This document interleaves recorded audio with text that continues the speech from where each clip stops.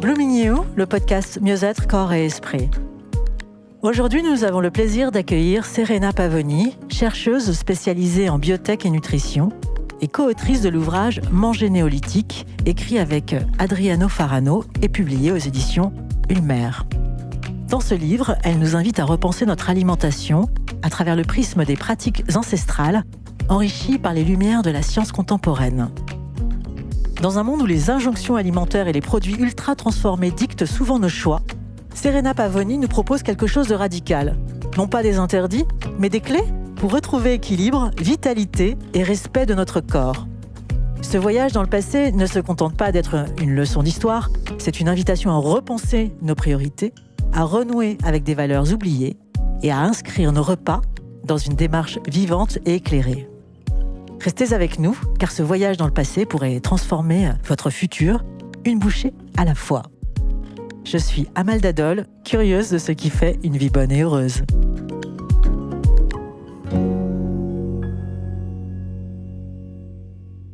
Serena, bonjour. Bonjour Amal. Alors, votre livre s'appelle Manger néolithique. Qu'est-ce que c'est que l'alimentation néolithique et pourquoi y retourner pourrait changer notre vie ? Oui, déjà merci pour cette invitation et cet échange. Néolithique parce que en fait, c'est une recherche du régime qui est les meilleurs pour l'homme d'aujourd'hui. Donc pour faire ça, il a fallu effectivement remonter les temps, aller en arrière et s'intéresser à l'évolution des Homo sapiens.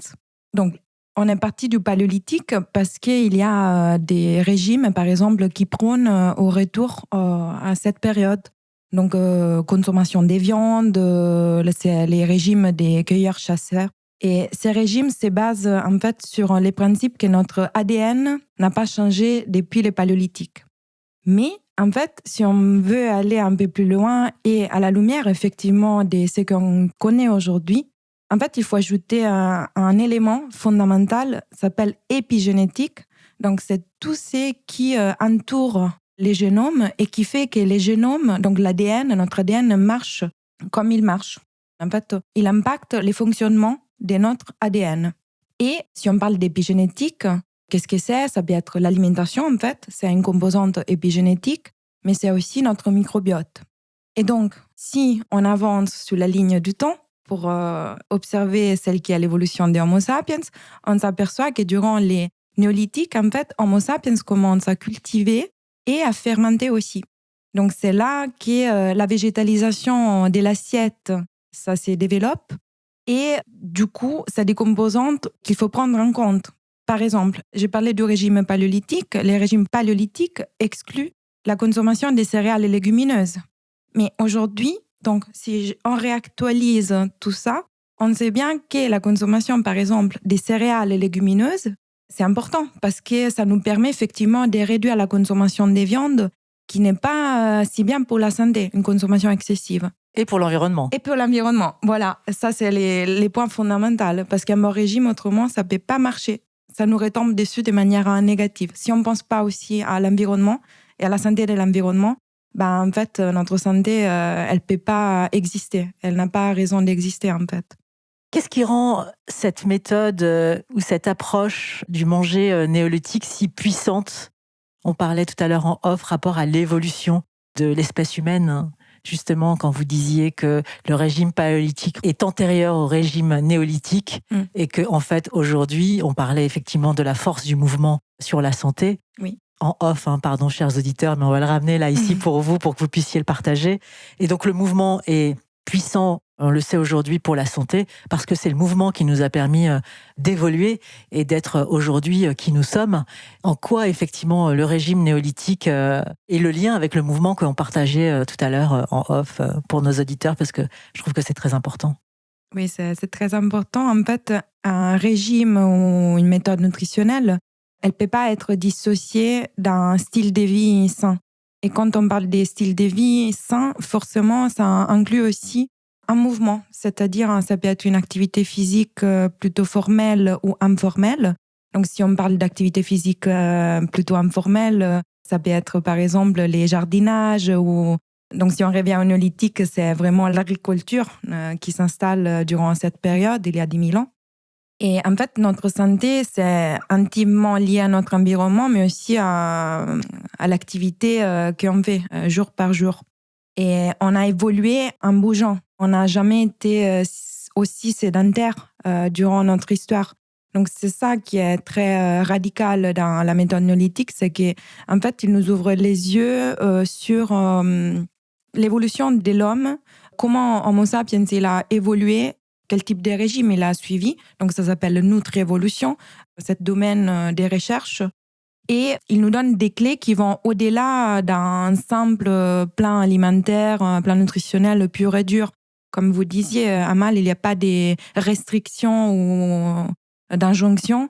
C'est assez holistique, en fait, parce que ça ne peut pas exister une bonne méthode, en fait, si on ne prend pas en compte notre environnement, mais aussi d'autres composantes qui vont au-delà de la fourchette et de notre assiette.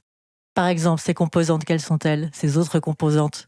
Comment on fait nos courses, par exemple, les choix de l'agriculture bio ou pas bio, l'emballage, ça, c'est des choses qui vont impacter l'environnement, mais en fait, de manière indirecte aussi la santé de l'homme. Si on continue à polluer, on sait bien qu'au bout d'un moment, on peut avoir les meilleurs régimes sur les papiers. Théoriquement, voilà, on a peut-être quelque chose qui est génial, mais ça ne peut pas marcher parce que notre environnement, ça va devenir tellement empoisonné. Et les systèmes agroalimentaires, en fait, pèsent énormément sur la pollution au niveau environnemental. C'est 30%, il me semble, des émissions au moins. Et l'autre composante, c'est les mouvements, justement, parce que on est lié à l'activité physique. En fait, comme on disait à Neuf, on n'a jamais été autant sédentaire. Donc, c'est quelque chose qui nous permet effectivement d'être en bonne santé. Ça, c'est pas nouveau. Il y a beaucoup d'études qui portent sur l'activité physique et sportive. Voilà.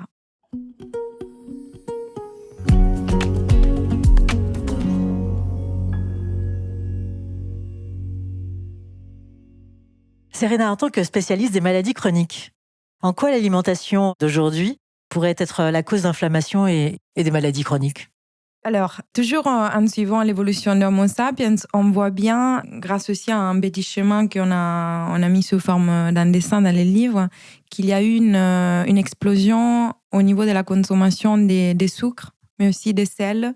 Et ça arrive à partir de la post-guerre, en fait, la révolution industrielle, donc il y a 150 ans. Et après, il y a 50 ans, il y a l'imposition, on va dire, au niveau agroalimentaire des produits ultra transformés. Donc là, on se retrouve avec beaucoup de produits qui ont déjà une matrice qui n'est pas du tout la matrice naturelle des aliments parce qu'en fait, on transforme, on ajoute ci, on ajoute ça, on ajoute des arômes, on change complètement la matrice. Là, l'exemple classique, c'est la pomme. On peut croquer une pomme, il y aura la peau qui est riche en polyphénol, bien sûr si c'est bio, parce que sinon c'est pas conseillé quand même.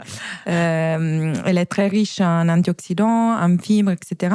Après, on a dedans aussi des vitamines, beaucoup d'eau, etc. Et si on prend une pompote ou un jus de fruits, en fait, on n'a pas du tout les mêmes composantes. Et du coup, notre organisme se retrouve face à quelque chose qui n'existait pas déjà en nature. Et la biologie et donc la physiologie qui est derrière, donc suite à l'ingestion de cet aliment, ne va pas être la même. L'exemple classique, c'est les pics de glycémie qu'on peut avoir après avoir bu un jus de pomme par rapport au fait de croquer dans une pomme qui contient, comme je disais, la fibre, la peau, etc., qui ralentit les passages du sucre dans les sangs. Donc c'est ça quand je parle des pics de glycémie. Et puis, il n'y a pas la composante mâchée, c'est-à-dire que quand on mange une pomme, on mâche. C'est là que je peux révoquer pour expliquer un peu mieux l'effet matrice. Donc on a une matrice qui est une pomme croquante qu'il faut qu'on mâche pour ingérer ces sucres, ces fibres et tous les autres composantes qui vont avec. Alors que dans les jus des pommes, on n'a pas du tout déjà la mâche. On a beaucoup plus des pommes et plutôt des sucres concentrés dans un petit verre, qui n'équivaut pas effectivement à la dose de sucre, par exemple, qu'on a dans une pomme quand on la mange. Donc ça, c'est les plus simples à visualiser, mais il y a des aliments qui sont vraiment beaucoup plus transformés d'un jus de fruits ou d'une pompote. Et c'est aussi beaucoup d'additifs, je disais, d'arômes artificiels ou pas, naturels, ça ne veut rien dire des fois. Et du coup, notre physiologie, notre biologie, en fait, ça se retrouve depuis 50 ans face à un système agroalimentaire ou un tas d'aliments qui n'ont rien à voir avec ce qui nous a permis d'évoluer jusqu'à là. Et ça, c'est difficile à prouver, mais il y a beaucoup d'études qui vont dans ce sens-là et qui disent effectivement, attention, parce que la consommation d'aliments ultra transformés, ça a été relié à l'augmentation de tous ce qui sont les maladies des générations de cette époque, donc les maladies chroniques qui ont une base commune. Que ce soit Alzheimer ou cancer ou diabète, en fait, ces maladies ont une base commune qui est l'inflammation. Une inflammation chronique, c'est-à-dire qui s'installe, qui ne part pas et qui va augmenter. Donc, c'est une sorte d'augmentation qu'on n'arrive plus à contrôler. Or, l'inflammation, ce n'est pas néfaste en soi parce que notre corps a besoin de ces mécanismes qui sont des mécanismes de défense. En fait, on déclenche un état inflammatoire même quand on rentre en contact avec des agents pathogènes, des virus. En fait, c'est notre système immunitaire, c'est tout à fait normal. Ou bien, par exemple, quand on effectue de l'activité physique. C'est quand même quelque chose qui presque nous fait qu'on est vivant, quoi. En fait, notre corps il réagit. On a besoin de ça, de bouger, on laissait, on a évolué parce qu'on chassait, on faisait l'agriculture, la cueillette, etc. On se battait aussi parce que c'était pas évident à l'époque. Mais en fait, après, on a effectué un effort et le corps, il se défend parce qu'effectivement, il sécrète des molécules qui augmentent un peu l'état inflammatoire. Mais c'est bien parce qu'après, on a des systèmes aussi qui permettent de régler cet état inflammatoire. D'ailleurs, la nutrition et l'alimentation, c'est indispensable parce qu'on a beaucoup de fruits, par exemple, qui possèdent des molécules qui sont indispensables pour la récupération. Aujourd'hui, on le sait, ça serait dommage de ne pas en profiter. Et par exemple, c'est pour ça qu'après une séance de sport, il faut bien aller chercher des aliments antioxydants comme de la grenade ou du beurre de cacahuète qui contient du resveratrol, qui est un puissant antioxydant. Et donc, je reviens sur le fait que l'inflammation, ce n'est pas néfaste en soi, mais aujourd'hui, les modes de vie sédentaires, donc on revient toujours là, mais aussi les types d'alimentation ultra transformés et peuvent un micronutriment. Donc, quand je parle des micronutriments, c'est tout ce qui est vitamines et molécules antioxydantes. On a perdu la densité nutritionnelle des aliments. Donc, ça a baissé. Mais en fait, toutes ces composantes, donc aliments ultra transformés, peuvent, au niveau des densités nutritionnelles, sédentarisme, ça peut contribuer à augmenter cette inflammation et ça augmente les chances aussi de développer des maladies chroniques et qui ont une base inflammatoire. Comment savoir quand notre système immunitaire est en inflammation permanente? Quels sont les signes physiques ou physiologiques qui nous permettent de voir là c'est pas bon parce que c'est pas une réponse immunitaire classique, c'est une installation, une inflammation qui est permanente comme ça. Comment savoir qu'on est dans cet état-là, que c'est pas bon, quoi, du coup, que c'est pas dans une réponse immunitaire, on va dire, équilibrée? Ça dépend de la personne. Parce que comme chacun il est unique et la nutrition d'ailleurs aussi elle doit être adaptée à chaque individu parce que c'est que je digère par exemple très bien, peut-être pour quelqu'un d'autre ça passe pas. Donc pour répondre à la question, déjà ce sont des choses qui s'installent et donc qui reviennent de manière périodique ou bien même tous les jours. Donc c'est des petits sonnets d'alarme qu'il faut être quand même attentif pour les repérer. Il faut s'écouter. Ça, c'est la première chose, en fait. Il faut être à l'écoute de soi-même, de son cœur. Et ça, c'est difficile parce qu'aujourd'hui, on est toujours dans les flous, dans la vie peut-être un peu... trépidante, on court partout, voilà, on a plein de choses à faire, stressantes. Ouais. Donc, les stress, ça joue des mauvais coups, par exemple. Et ça peut être à différents niveaux. Il y a certains qui peuvent les ressentir au niveau intestinal. Donc, c'est des ballonnements, des douleurs qui ne partent pas. Et il a de plus en plus de mal à digérer ses repas. Ou sinon, ça peut être même au niveau mental, des maux à la tête, récurrents. D'ailleurs, là, on évoque un peu l'axe intestin-cerveau parce que justement, ça peut être au niveau intestinal ou même au niveau de la tête, des mal à la tête. Ça peut être des douleurs articulaires. Ça peut être aussi au niveau de la peau. La peau, c'est une des premières barrières vers l'extérieur. Quand il y a des états inflammatoires qui s'installent, etc., on peut avoir effectivement des symptômes qui apparaissent au niveau de la peau. Donc des mangeaisons, il y a beaucoup de pathologies. Souvent, ce sont des pathologies auto-immunes. Après, il y a des choses qui sont un peu plus profondes et peut-être ne sont pas si lisibles et on ne peut pas les lire ou les sentir tout de suite. Par exemple, il y a la perméabilité à la barrière intestinale qui peut augmenter. Ça, c'est synonyme d'un état inflammatoire qui s'installe.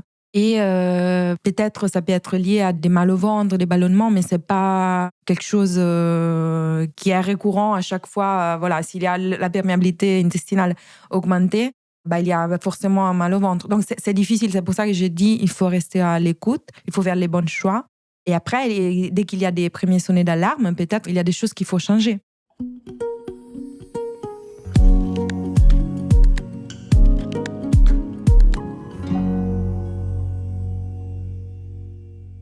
Comment la chronobiologie et les rythmes naturels peuvent-ils guider notre alimentation pour améliorer notre santé et notre bien-être, Serena? Oui, notre bien-être et celui de l'environnement aussi. Parce que quand on parle des chronobiologies sur une journée, donc ça s'appelle le cycle circadien, c'est un peu l'horloge biologique de chaque cellule de notre corps, que chaque cellule de notre corps y ressent. Parce que c'est comme s'ils ont un horloge biologique qui ne va pas avec la montre qu'on a, mais qui est bien là et qui nous dit, voilà, les matins, par exemple, ça serait mieux de manger des protéines et des lipides plutôt que des sucres. Les sucres, il vaut mieux les laisser pour les restes de la journée et jusqu'à peut-être, il vaudrait mieux jusqu'à 17h30, 18h. Après, c'est qu'on peut, on n'est pas parfait. Mais voilà, si de temps en temps, on remet les pendules à l'heure parce qu'on a des petits tips, des petits points qui nous aident effectivement à remettre l'horloge biologique à l'heure, ça c'est bien parce qu'après, ça va retomber sur cet état inflammatoire, sur notre bien-être, sur notre santé mentale. Et après, il y a les saisons aussi. Quand je disais c'est bien aussi pour l'environnement, cette histoire de la chronobiologie, c'est parce qu'on est relié à des saisons. Par exemple, si je mange de l'ananas qui n'est pas de cette saison peut-être et qui n'est pas non plus produit en France, en fait, c'est un aliment qui n'a rien à voir, si vous voulez, dans cette période de l'année, par exemple. Ça, bon, sur le long terme, c'est pas si bien que ça pour notre chronobiologie, mais aussi pour notre environnement, parce que ça vient d'ailleurs et comme on disait tout à l'heure, ça, au bout d'un moment, ça va nous retomber dessous. Il faut penser aussi à ceux qui vont venir après, au bout d'un moment. Comment adapter nos habitudes alimentaires pour respecter cette horloge biologique et prendre soin de notre digestion et de notre santé? Vous parliez tout à l'heure, par exemple, de l'ordre dans lequel consommer nos aliments, par exemple sur le sucre. Comment ça influence notre santé et notre glycémie dont on parlait tout à l'heure aussi, par rapport à la digestion? Moi, j'ai entendu dire que, par exemple, le sucre, c'était bien le soir après son repas. S'accorder un petit dessert. J'ai entendu dire ça, je sais pas. Qu'est-ce que vous en pensez, vous, par exemple? Alors, je pense que se faire plaisir, c'est important parce que ça n'existe pas des régimes qui marchent bien sans qu'on ait quand même du plaisir en mangeant. Donc ça, c'est la première chose. Chacun doit adapter en fonction de ce qu'il ressent et ce dont il a envie, bien sûr. Alors, se faire plaisir avec un petit dessert le soir, je trouve que c'est une très bonne idée. Après, voilà, il y a des desserts qui sont très riches en sucre. Il y a des desserts qu'on peut faire même tout seul. Il y a plein d'idées aussi comment utiliser des aliments qui sont naturellement sucrés, par exemple, pour se faire plaisir sans pourtant aller intégrer une quantité de sucre qui c'est pas bien peut-être le soir après une certaine heure. En fait, ça, on les ressent après les lendemains. Parce que, par exemple, avoir pas d'esprit clair, etc., ça peut venir aussi du dernier repas qu'on a eu à la veille. Si on a mangé trop tard, par exemple, et on s'est couché tout de suite après. Ça, c'est une autre petite règle. Donc, c'est pas seulement les macronutriments, sucre, glucides, lipides, protéines. Comme on s'en répartit durant la journée, c'est aussi, par exemple, les horaires des repas. Ça, c'est quelque chose qui permet effectivement de se caler sur cette horloge biologique. Alors, on en parle là parce qu'effectivement, il y a beaucoup d'études qui ont été aussi reportées dans les livres généalogiques et qui essayent effectivement de trouver quelle est la meilleure stratégie. Et souvent, c'est des études sur les femmes. D'ailleurs, ça montre comme, par exemple, avoir les derniers repas les soirs assez tôt, c'est bénéfique et ça a un impact positif sur la santé cardio-métabolique des femmes. Donc, oui, quand on veut, pourquoi pas ne pas manger assez tôt, de manière qu'après, l'estomac il reste au repos pendant une bonne période, donc la nuit jusqu'à les premiers repas du lendemain, donc les petits-déj. qui, effectivement, serait mieux de ne pas sauter par rapport à ces études qu'on a trouvées. Oui, c'est ce que vous dites dans votre livre. Le petit-déj, c'est pas forcément intelligent de le sauter. Et pour celles qui veulent aussi maigrir, c'est pas forcément malin. Au contraire, ça empêche le corps d'être en ligne avec son intelligence, on va dire, biologique, et de savoir exactement ce dont il a besoin. Oui. Ça permet effectivement de calibrer cette horloge, donc de répartir avec la bonne direction les lendemains, effectivement. C'est quelque chose qui cale l'horloge au bon endroit. Et contraire, ne pas prendre des petits-déj, même par rapport à l'histoire du jeûne intermittent, etc. Parce que c'est une des stratégies. En fait, soit on saute les derniers repas du soir, ou on mange tôt plutôt, parce que les jeûnes intermittents, c'est entre 12 et 16 heures, ou 18 même. Ou sinon, notre alternative, c'est on saute les petits-déj, on prend les dîners, mais on saute les petits-déj, on mange à midi. Mais en fait, ils ont vu qu'en comparant les deux stratégies, il vaut mieux sauter les repas du soir ou manger tôt les soirs plutôt que de sauter les petits-déj, justement pour cette histoire de l'horloge biologique. Parce que ça, après, ça nous induit à manger de manière décalée et à répartir la prise alimentaire plutôt dans la deuxième partie de la journée. Et ça, sur notre cycle circadien, mais aussi, en fait, quand on parle des cycles circadiens, c'est tous les cycles hormonaux. Tous les jours, on sécrète des hormones, comme si on avait vraiment des horloges. Donc, c'est pour ça que je disais les matins, il vaut mieux manger des lipides et des protéines parce qu'on est plus apte, plus à l'aise, on va dire, au niveau biologique, à digérer ces types de composantes. Et du coup, si on parle de ces cycles hormonaux et on remet toute la partie des calories dans la deuxième partie de la journée, en fait, on voit bien que la glycémie, par exemple, ça augmente et il n'y a pas de bonnes réponses glycémiques, on dit. En fait, c'est comme si on est en décalage, effectivement. Et après ça, par exemple, là, tout à l'heure, vous m'avez demandé comment on s'aperçoit d'un état inflammatoire qui s'installe. La fatigue, ça peut être un symptôme. Ça, je ne l'ai pas cité, mais par exemple, si on est fatigué, ça peut venir aussi de ces décalages qu'on a par rapport au repas ou si les nutriments sont mal répartis, ou si bien les calories sont mal réparties sur une journée. Oui, puis surtout, vous dites aussi très bien dans votre livre que le fait de pas petit déjeuner le matin ou petit déjeuner peut-être aussi trop tard, parce qu'il y a aussi la question de l'heure. Oui, c'est ça. Ça pousse aussi au grignotage, parce qu'en fait, notre corps n'est jamais en sensation de satiété. Oui. Et du coup, on grignote.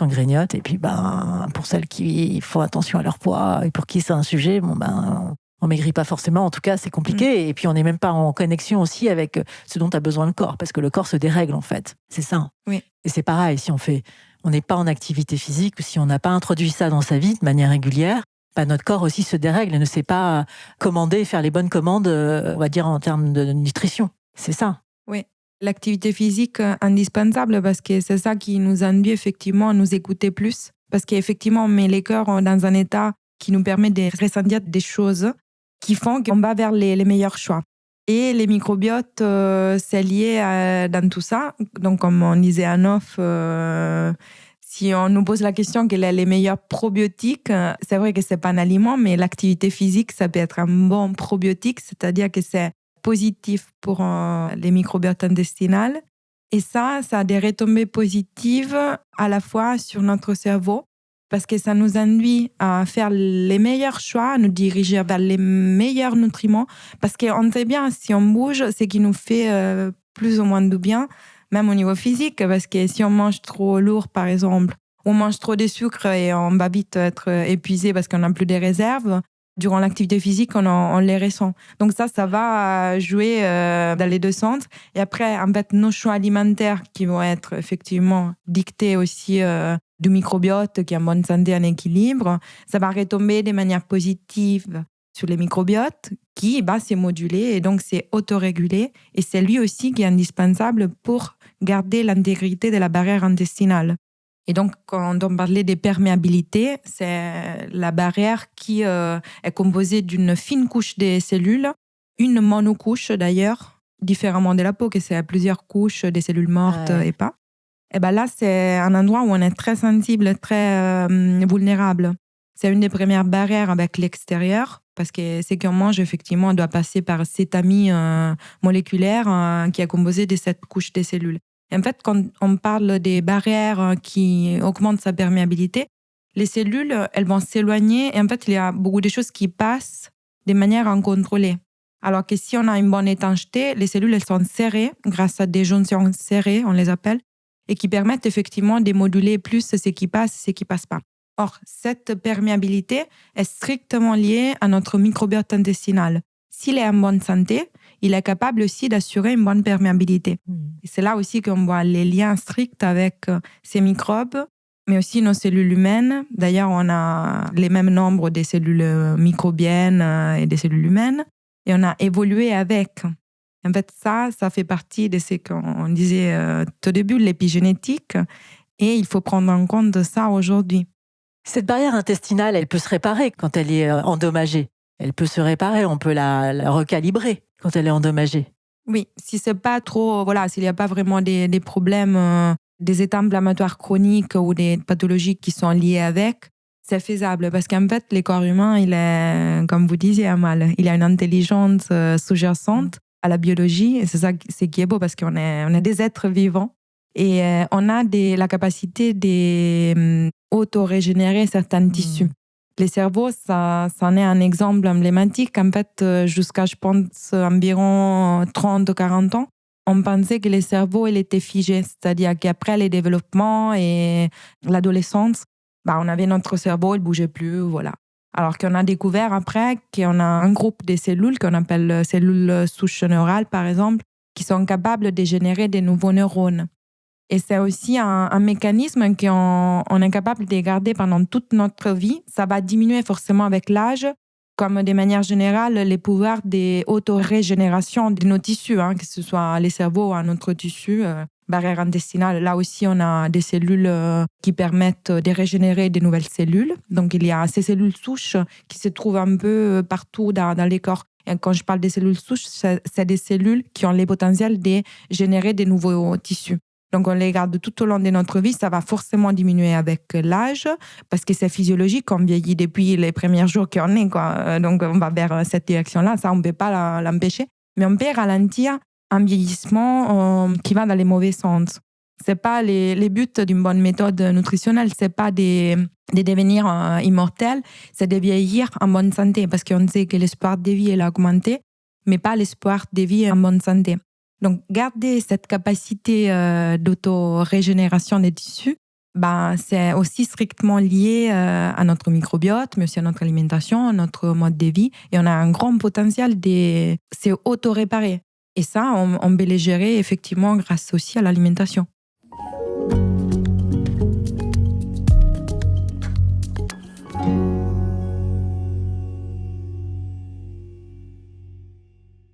La méthode néolithique propose de se réapproprier des traditions en dépoussiérant ce qui a été oublié en raison de l'industrialisation du système agroalimentaire et de les revoir à la lumière de la science moderne.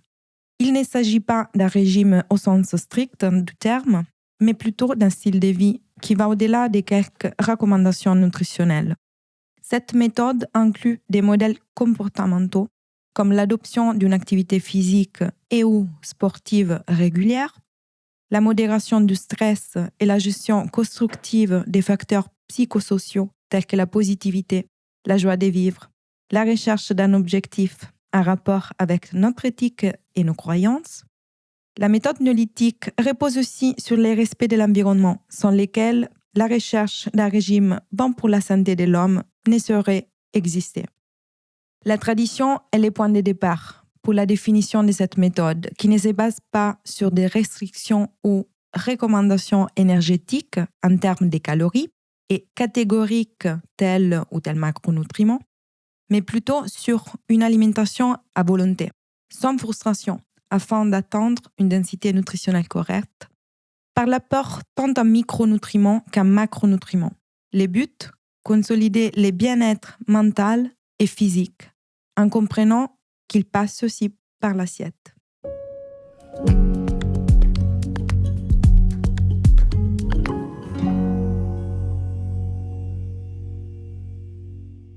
Serena Pavoni, vous venez de nous offrir la lecture d'un passage extrait de votre livre. Pourquoi avez-vous choisi de partager cet extrait avec nous ? Parce qu'il introduit les noyaux et l'essence un peu de la méthode néolithique, donc qui n'est pas un vrai régime. Et ça nous plonge tout de suite dans une dimension assez holistique parce que ça parle de l'environnement. On ne le dit pas et je ne le dis pas juste parce que j'en suis vraiment convaincue, mais il y a aussi des études, heureusement, aujourd'hui, qui portent sur ce sujet. Et par exemple, on sait que les régimes méditerranéens, emblématiques régimes pour la santé et aussi pour la longévité, les plus étudiés au monde, ces régimes, en fait, aujourd'hui, on sait qu'ils portent aussi sur les choix d'aliments qui sont locaux, respectueux de l'environnement. Et en fait, ça a des retombées positives, effectivement, sur notre santé, sur les scores qu'on peut avoir. Donc, quand je parle des scores, ces études, ils référencent comment les personnes, en fait, mangent, quelles sont les habitudes alimentaires. Et après, chaque aliment et chaque choix va être corrélé à un score, à une sorte d'échelle. Et après, voilà, il y a les scores finaux. Et de manière simple, ils peuvent effectivement associer l'effet de choisir certains aliments qui sont par exemple issus de l'agriculture biologique ou locaux à des meilleurs scores et donc attendus au niveau de leur santé. Quand ils vont après chercher au niveau des prises de sang, quels sont les paramètres qui permettent de définir l'état de bonne santé ou pas, en fait, ils voient que les bons choix alimentaires respectueux de l'environnement, ça nous retombe dessus forcément. De manière positive. Oui.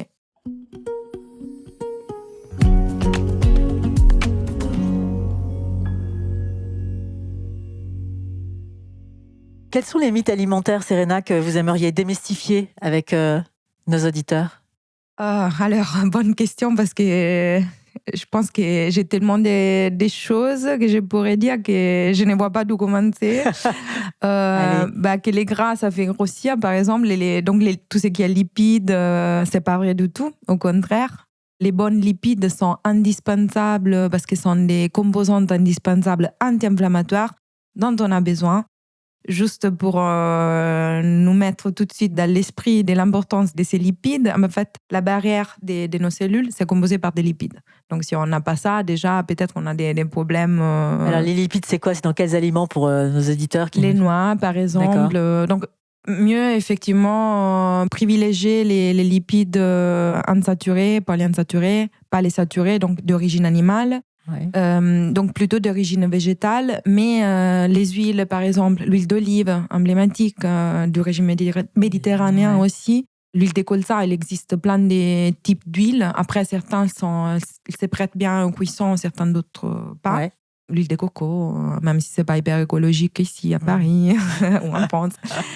Ensuite, donc, je disais les noix, des bons fromages affinés, artisanaux, issus d'un élevage qui respecte les codes de l'agriculture biologique aussi. Les beurres avec modération, pourquoi pas, du beurre cru. Ouais, le beurre le matin, c'est sympa. Dans une tartine de beurre, c'est sympa le matin pour petit déjeuner. C'est sympa. En plus, en associant des aliments protéinés et avec un apport de lipides, chose qu'on disait, c'est bien au petit-déj les matins. Ça permet aussi de contrôler l'absorption de tous les autres composantes qui ne sont pas protéines et lipides, donc des glucides et des sucres. Parce que ça baisse les passages dans les sangs de ces composantes, donc ça règle bien la glycémie. Donc le gras, qu'est-ce qu'il y a d'autre comme mythe à autre que les gras. Je reviens un moment sur les gras. D'ailleurs, il faut pas non plus partir dans ce sens-là. Genre, je mange que du gras parce que je me rapproche du régime cétogène. Oui, c'est vrai. Ça aussi, ça peut être un peu dangereux. D'ailleurs, il existe quelques études qui disent manger trop gras et aller vers un régime cétogène strict, si c'est pas pour des raisons, par exemple, thérapeutiques, parce que ça a été adopté pour la maladie d'Alzheimer, par exemple, c'est pas mal étudié dans des contextes quand même contrôlés par des professionnels de santé, médecins, etc. Ça peut nous induire à avoir des déséquilibres au niveau du contrôle de la glycémie. Donc, c'est comme si on devient plus sujet à des problématiques vers diabète, etc. Ça peut... Résistance à l'insuline, voilà, j'ai cherché les mots. Des sujets même liés avec le pancréas, puisque c'est le pancréas qui régule aussi en partie les questions liées à la glycémie. Oui, tout à fait. Donc, il ne faut pas partir trop loin. Oui, des lipides, ça ne fait pas grossir. Il faut les intégrer. Au contraire, c'est l'excès de sucre que ça peut faire grossir. Et surtout les sucres, les glucides et tout ce qui est raffiné. tout ce qui est blanc n'est pas complet. Voilà, même les fruits, il faut faire attention. Il faut pas manger. C'est pas parce que les fruits sont bien. Tout avec modération, mais tout. Ouais. Et les fruits, c'est quand? C'est le matin, l'après-midi? C'est le goûter? Oui, les goûters, c'est très bien. Surtout si on l'associe, par exemple, à une poignée des noix ou des fruits secs. Ça peut être, si on veut se faire plaisir, on les supporte bien parce que ça nous ballonne pas. Pourquoi pas après les repas, à la fin du repas, à midi. Même les soirs, si on en a besoin de ce côté un peu sucré, pourquoi pas. Après, peut-être on mange pas 2 pommes, on mange une mi-pomme. Mais pourquoi pas, pas de restrictions. Dans votre livre, vous parlez d'une étude fascinante sur les effets des haricots blancs dans l'alimentation quotidienne des personnes en surpoids. Pourriez-vous nous expliquer comment cet aliment simple agit sur le microbiote et réduit l'inflammation et protège contre les maladies comme par exemple le cancer du côlon, les haricots blancs? Oui, alors il peut y avoir des hypothèses, ça c'est l'étude, c'est qu'ils ont trouvé. Donc ça rebondit sur l'effet que la végétalisation de l'assiette, aussi l'introduction des sources d'aliments qui sont protéinés et d'origine végétale, c'est positif pour notre santé. Après, ils n'expliquent pas vraiment les mécanismes. C'est-à-dire que c'est une observation. On voit qu'il y a bien des effets positifs sur les microbiotes et aussi sur les risques, par exemple, d'avoir un cancer au côlon. Mais par exemple, sur les personnes en surpoids, comment ça agit sur cette alimentation quotidienne? Donc, ils ont pris quoi? Ils ont pris des haricots blancs tous les jours? Oui, c'est ça, c'est une portion d'haricots blancs tous les jours. Et c'est ça qui est magique parce qu'en fait, on a beaucoup des types différents de légumineuses. Et si, là, ça a été fait sur les haricots blancs, mais ça ne signifie pas que c'est que les haricots blancs. Ça peut être aussi les pois chiches, ça peut être les haricots rouges. Par exemple, les haricots rouges, c'est très bien pour les sportifs. Ça peut être les lentilles. Il y a beaucoup de cultures qui mangent beaucoup de lentilles. C'est principalement végétarien ou vegan, l'alimentation. Des études montrent aussi qu'ils ont des chances d'avoir du cancer qui baissent. Donc, ça va dans le sens, la végétalisation, c'est pas si mauvaise que ça. Et surtout, pour être en bonne santé, il ne faut pas manger autant de protéines d'origine animale, surtout aujourd'hui. Parce que la qualité de la viande qui vient des élevages intensifs, elle n'est pas la même de celle qu'on trouvait autrefois. D'ailleurs, avant, on ne mangeait pas autant de protéines animales. Aujourd'hui, on a un système qui fait que on a l'impression qu'un repas, ce n'est pas équilibré si on n'intègre pas de la protéine animale. Mais en fait, ce n'est pas du tout vrai. Et cette étude, par exemple, il les montre. Parce qu'effectivement, avoir intégré des protéines d'origine végétale, ça permet d'avoir un impact positif sur la santé. Après, il n'y a pas que des protéines. Là, on parle des protéines. Mais un aliment, en fait, ça peut être vu sur plusieurs angles. L'haricot, il contient aussi beaucoup de fibres. Et il peut y avoir des amidons résistants. Donc, ce sont des choses qui vont nourrir aussi les microbiotes. Donc, les microbiotes, il est gourmand de tout ce qui est fibres, et ça, on les trouve dans les aliments d'origine végétale, forcément. Et puis, il a aussi la capacité de s'adapter, c'est-à-dire que si au premier essai, on ne supporte pas trop les légumineuses, parce que ça peut ballonner, surtout si on n'est pas habitué. Oui. En fait, en intégrant par palier, petit à petit, des aliments qui nous plaisent, parce qu'il faut choisir aussi la légumineuse qui nous convient. Il faut la cuisiner aussi de manière qu'elle nous fasse du plaisir. Mais en fait, petit à petit, on va moduler aussi les microbiotes et sa capacité de digérer certaines fibres que la première impression, c'est qu'on ne digère pas et du coup, on a la tendance à les éloigner, ces types d'aliments. Alors qu'on sait bien que c'est indispensable. Il ne faut pas le faire, en fait. Il faut essayer de les réintroduire, en tout cas, trouver le bon aliment, bien le cuisiner, le réintroduire tranquillement dans son alimentation. Oui, et là, ça a été fait, je disais, sur les haricots blancs, mais ça ne signifie pas que les autres légumineuses n'ont pas d'autres propriétés qui sont très bien. D'ailleurs, ils contiennent d'autres molécules, même antioxydantes, qui ne sont pas forcément dans les haricots blancs. C'est juste que dans la nutrition, c'est assez complexe. On ne peut pas tout tester. Donc, on se focalise sur, par exemple, là, dans ces cas, l'haricot blanc. Et on sort les résultats sur l'haricot blanc. Mais ça nous donne des idées et des clés, effectivement, sur comment végétaliser l'alimentation et sur ce qu'il faut faire et ce qu'il ne faut pas faire.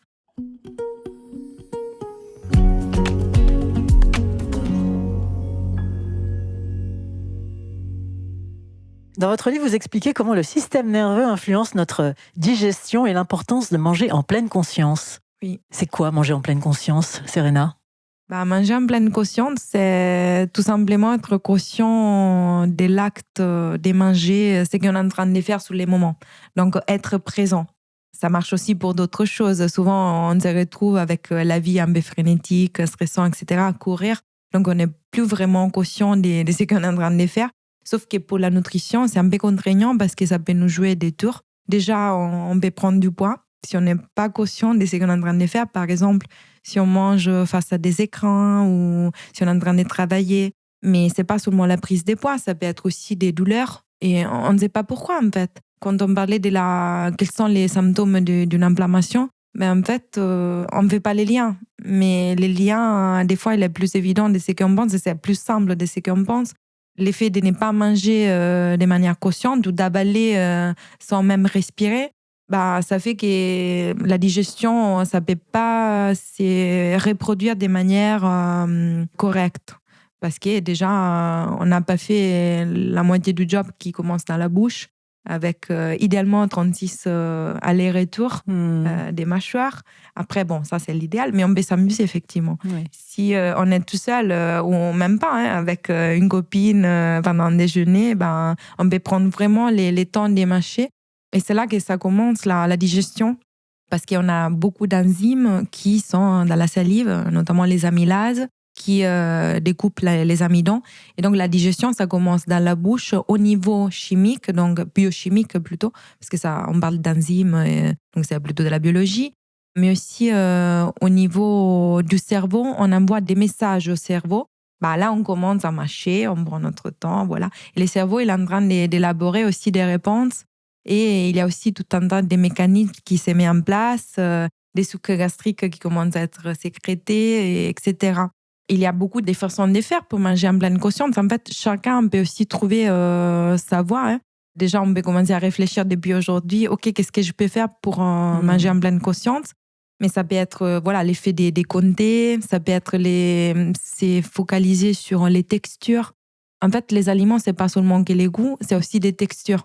On a plus l'habitude à se focaliser sur les goûts parce que c'est ce qui ressort le plus tout de suite.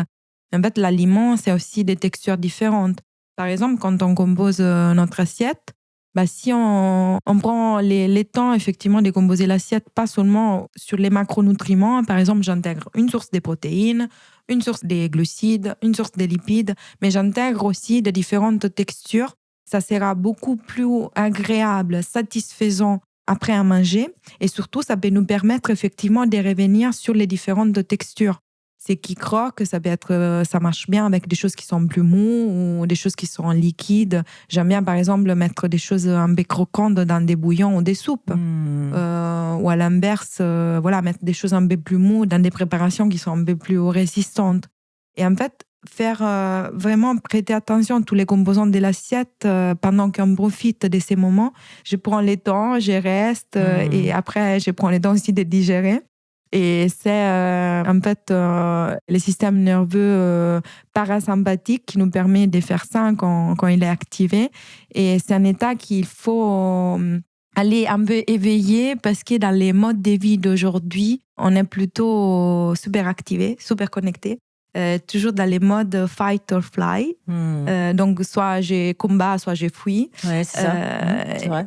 Avant, c'était un système qui nous permettait de survivre parce que, comme on disait, Homo sapiens, ça s'est battu aussi. Il faisait aussi de la lutte où il devait chasser. Et donc, après, il savait probablement de manière instinctive se mettre en rest and digest de manière beaucoup plus simple que nous. Alors que nous, probablement même à cause des écrans, d'une vie hyper digitalisée, il faut trouver vraiment les moyens d'activer l'autre partie du système nerveux autonome, qu'il est autant important parce qu'il nous permet aussi, lui, de survivre. Notamment, il nous permet de bien digérer, mais aussi de réparer, par exemple, certaines attentes physiques quand on fait du sport. Et il y a plusieurs moyens de faire. Il y a, par exemple, la respiration cohérente.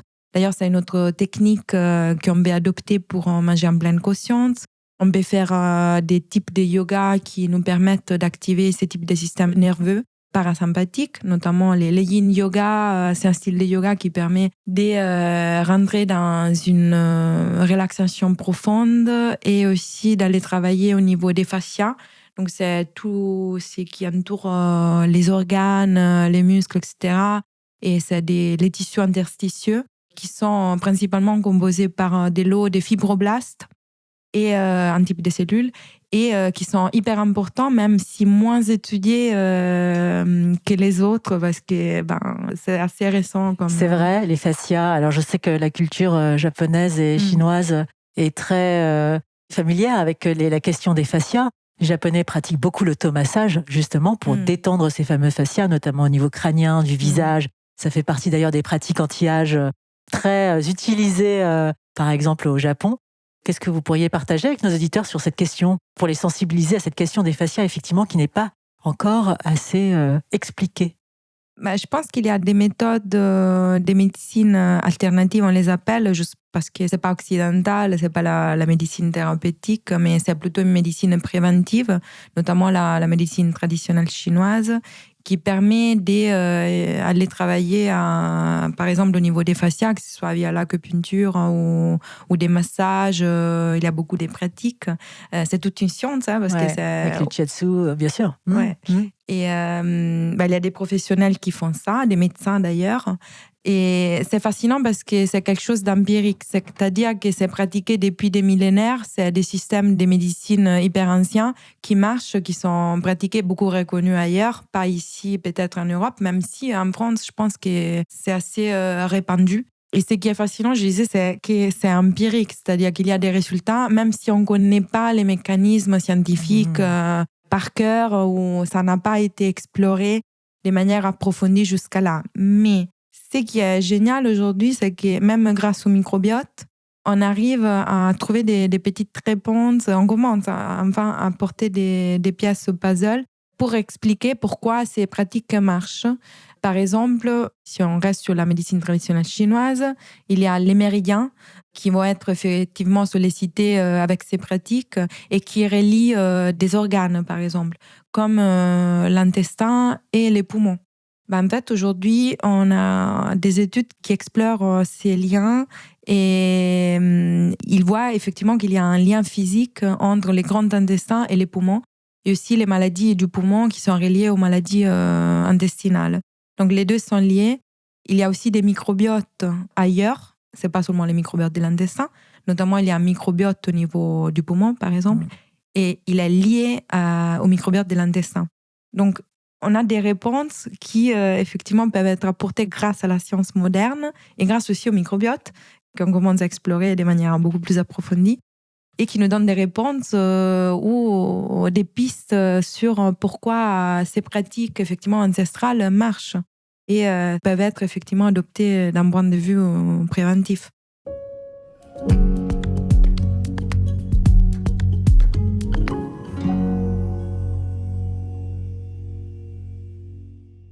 Serena Pavoni, pourquoi avez-vous écrit ce livre et vous faites ce que vous faites aujourd'hui? Vous m'expliquez un peu votre parcours atypique tout à l'heure.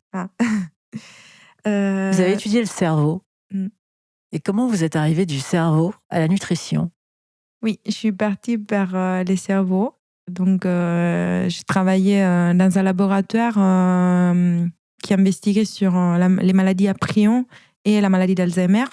Donc, je faisais à l'occurrence des mini-cerveaux en éprouvette, des mini-cerveaux humains pour remplacer les modèles animaux, qui n'est pas prédictif et qui n'est pas si éthique que ça.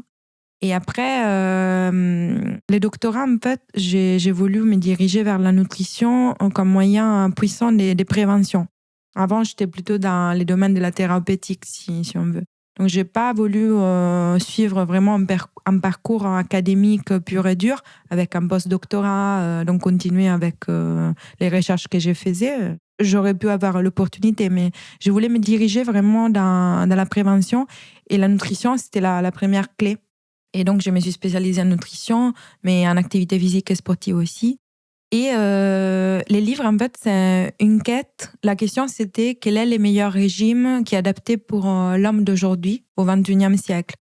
C'est pour ça qu'il faut répartir vraiment de l'évolution des Homo sapiens, la nutri-évolution, quel type de régime Homo sapiens il a adopté tout au long de son évolution jusqu'à là.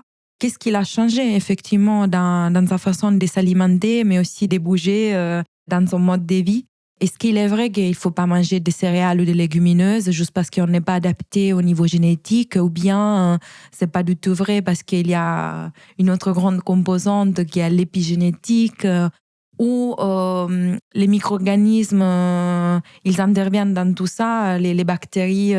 Là, on trouve des réponses dans les néolithiques, effectivement. C'est là où on commence à fermenter pour, par exemple, préserver les aliments. Et les aliments d'origine végétale, en fait, on était capable d'avoir plus de stocks parce qu'on commence à cultiver.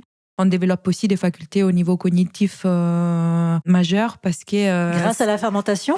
Grâce aussi à la culture. À la culture parce qu'en fait, on observe la nature.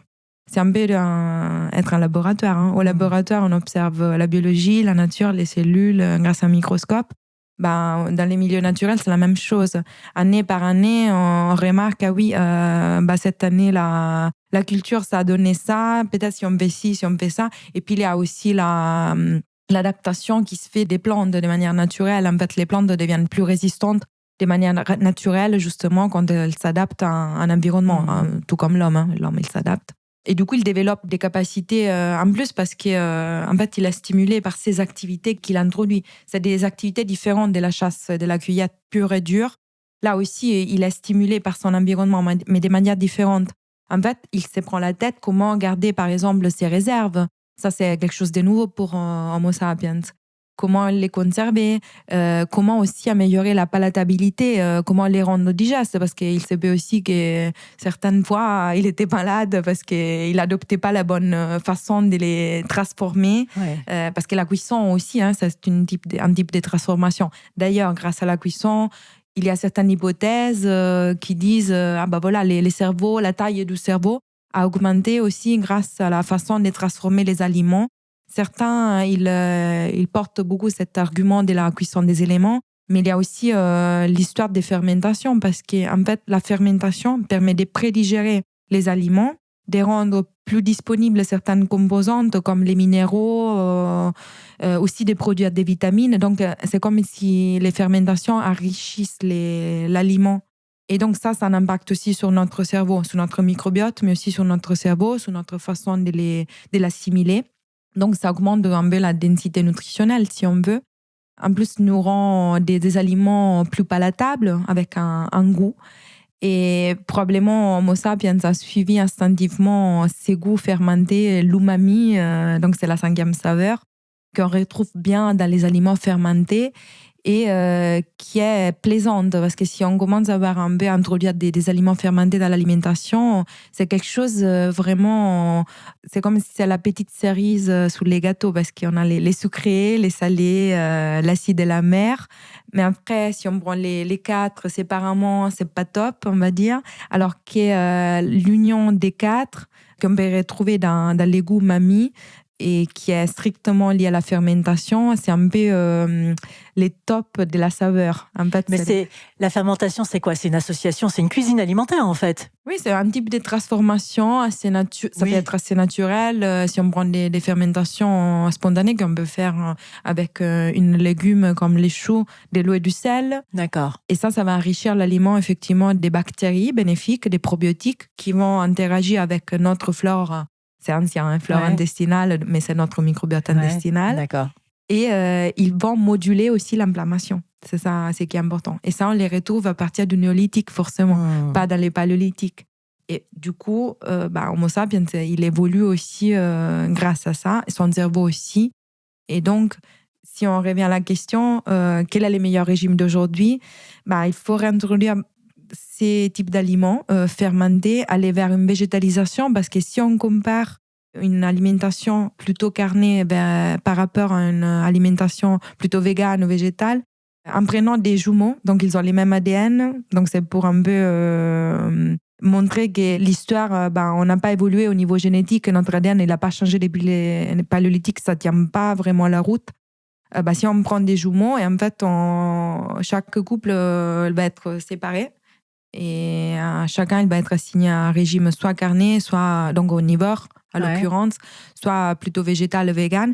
En fait, aujourd'hui, on sait bien que c'est plus bénéfique que les régimes végétalisés par rapport au régime omnivore.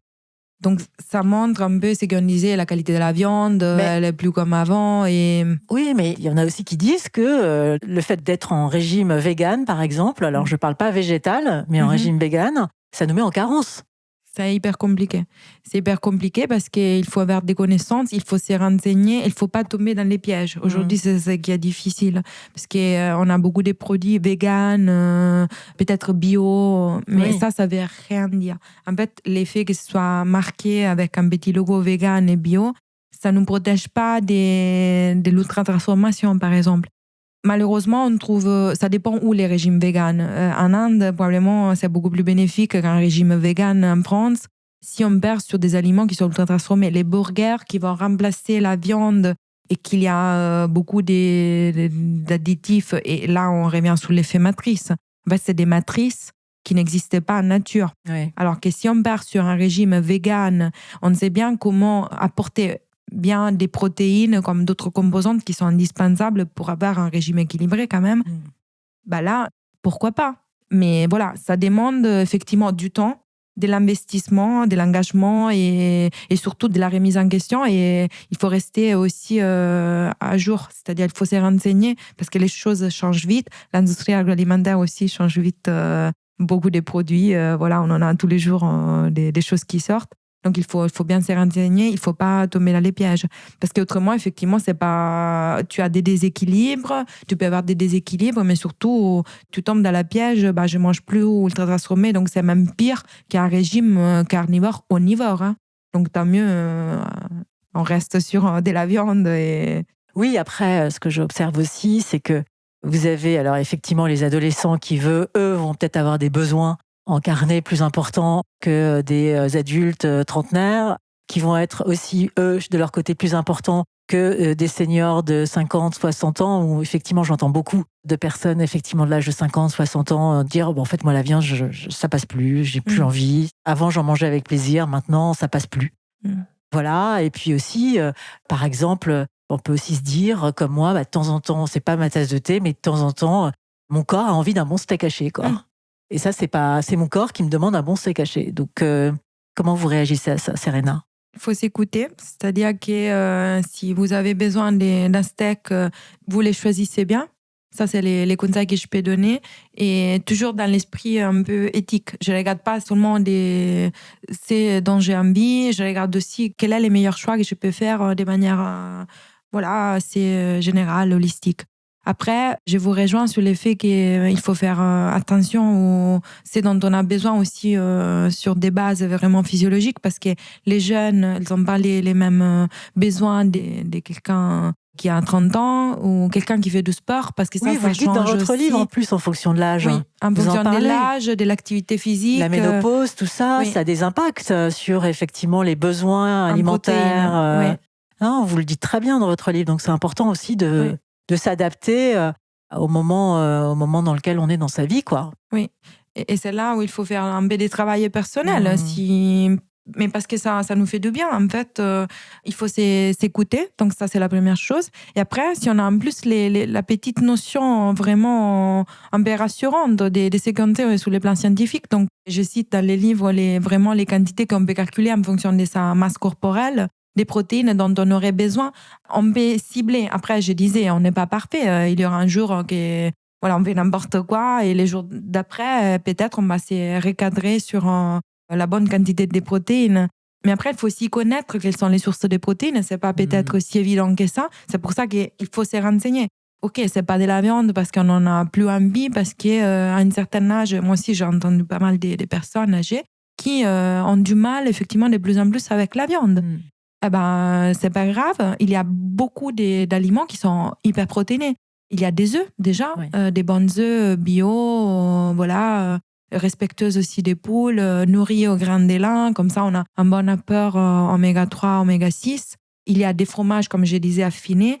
C'est pas du mauvais gras parce qu'il a été vu que même ça aide à la gestion du poids. Mais j'ai du bon fromage, les fromages industriels, du bon parmesan, par exemple, bien fermenté, umami. Il y a des légumineuses, on les citait tout à l'heure. Il y a l'histoire, en fait, des acides aminés essentiels. qu'on ne peut pas produire nous avec notre corps et qui effectivement risque d'en être un peu carencé si on a un régime principalement végétal et surtout vegan. Ouais. Là, il faut faire vraiment gaffe. Donc, les acides aminés essentiels sont 9. Il faut les intégrer forcément via l'alimentation, grâce à l'assiette. Mais il y a des stratégies pour le faire. C'est-à-dire, par exemple, on peut associer des céréales à des légumineuses. Avec ça, on a les bons apports en acides aminés essentiels. En plus, si on intègre des aliments comme des œufs, des produits laitiers fermentés, du kéfir de lait, des bons yaourts nature, pas transformés, c'est simple, il faut lire les étiquettes. Il faut mettre un bon verre de lunettes si on est mis un peu autre. Mais il faut bien lire les étiquettes, ça va aller vite. Après, je vous assure, c'est hyper facile, c'est même amusant parce qu'on se dit, ah oui, bah là, on va pas se faire avoir. On est content après parce que quand même, on sait c'est qu'on va acheter, là où on dépense, c'est qu'on va manger. Et ça, comme je disais, ça retombe sur nous, mais ça retombe aussi sur l'environnement. Des noix, c'est riche en protéines aussi. Hein. Il y a beaucoup de lipides, c'est pour ça qu'il faut manger avec modération. Des petites poignées de temps en temps, mais on peut les intégrer. Après, il y a les pistaches, par exemple, c'est une noix qui contient un fruit à coque, qui contient tous les acides aminés essentiels. Les tempeh, c'est du soja fermenté. Il est vraiment bon en cuisiner. Cru, ça passe pas, je pense, pour tout le monde. Mais c'est riche en protéines. Il y a tous les acides aminés essentiels. En fait, c'est l'équivalent d'un steak. Donc, vous mettez des recettes dans le livre. Oui. Vous mettez pas mal de recettes aussi pour accompagner effectivement le lecteur et les auditeurs à cuisiner simplement chez soi. Oui, c'est trop bien, j'ai dit, parce que ça stimule cette partie un peu intellectuelle qu'il faut aller stimuler, parce qu'après, on prend vraiment les plaisirs. C'est que c'est pas pour tout le monde cuisiner. C'est pour ça qu'on a décidé de mettre une section des recettes. Et personnellement, c'est pas difficile parce que j'adore la cuisine et j'en fais tous les jours. Mais après, ça devient vraiment une habitude, un peu comme lire les étiquettes, en fait. Ouais. C'est la même chose. Si on les intègre, ça nous engendre d'autres bonnes choses dans notre vie, d'autres bonnes pratiques et habitudes. Et c'est vraiment du plaisir même. Et on peut faire simple. D'ailleurs, les livres, il y a des recettes qui ont été choisies aussi parce que c'était simple. C'était simple, c'est à la portée de tout le monde et surtout, il ne faut pas vraiment des budgets si élevés pour bien s'alimenter aujourd'hui. Il faut juste avoir les coups d'œil, se renseigner, comme on disait, Amal, et voilà, être un peu curieux, effectivement, et avoir envie de se faire du bien, de faire du bien à l'environnement. Mais c'est simple, on peut vraiment trouver des bons aliments qui ne sont pas si chers, même en bio. Mais moi, je trouve que les produits transformés sont très chers, en fait. Oui. Ils sont beaucoup plus chers que les produits naturels. Oui. Et qu'avec peu de produits, on peut faire des belles choses et il vaut mieux privilégier la qualité à la quantité et prendre le temps. Et je pense qu'on mange aussi en cuisinant et avec les odeurs et tout et tout. Ça commence par là, la démarche au niveau du cerveau, hein, les odeurs.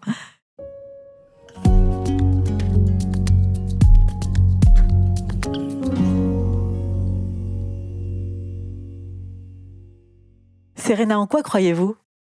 Je crois dans... Je pense beaucoup des choses parce qu'il ne faut pas arrêter de croire. Déjà, il faut bien avoir des piliers. Je crois dans cette intelligence qui nous lie tous et qui nous guide un peu. Et je crois dans des bonnes démarches et dans la positivité. C'est qui nous va vraiment aider probablement même un jour. Et je crois dans l'amour, dans n'importe quelle forme. En fait, dès qu'il y a l'amour, si on fait de la cuisine pour quelqu'un, ou d'ailleurs c'est le premier acte d'amour pour moi. Et même si on est à côté de quelqu'un sans parler, mais voilà, on prouve cet amour. Je pense que c'est les piliers pas seulement l'être humain, mais vraiment tout ce qui est vivant et qui nous relie nous tous. Qu'est-ce qui vous inspire ou vous émeut ? Qu'est-ce qui vous inspire ? Qu'est-ce qui m'inspire ? Ça m'inspire énormément la cuisine, mais aussi les mouvements et la pratique des arts martiaux et du yoga. Ça m'a inspiré depuis des années maintenant. Et voilà, ça c'est, je pense, la chose qui m'inspire le plus. Et aussi ma famille et mes racines. En fait, il ne faut jamais oublier d'où on vient. que ce soit l'évolution de Homo sapiens, voilà, il a réactualisé, ou que ce soit notre passé, nos racines. Ça, c'est hyper important parce que si on oublie ça, on peut vite être perdu. Il faut avoir des ailes. Ils m'ont dit, mais il ne faut pas oublier ses propres racines. La plante de l'arbre, c'est un emblème. Hein. Il a des bonnes racines, voilà, il a tout un tas de feuilles, des branchements qui rappellent un peu notre cerveau et qui se développent tous les ans et qui suit les saisons. Donc, c'est la nature aussi qui m'inspire énormément. Qu'est-ce qui vous effraie ? Ça m'effraie la violence, la non-compréhension. Quand je ne comprends pas voilà, pourquoi il y a cette violence, cette négativité qui nous retombe de manière négative sur nous tous. Et ça ne fait pas honneur à l'être humain, je pense. Et surtout parce qu'on est un peu les garants de cette terre. On se décrit comme des êtres intelligents.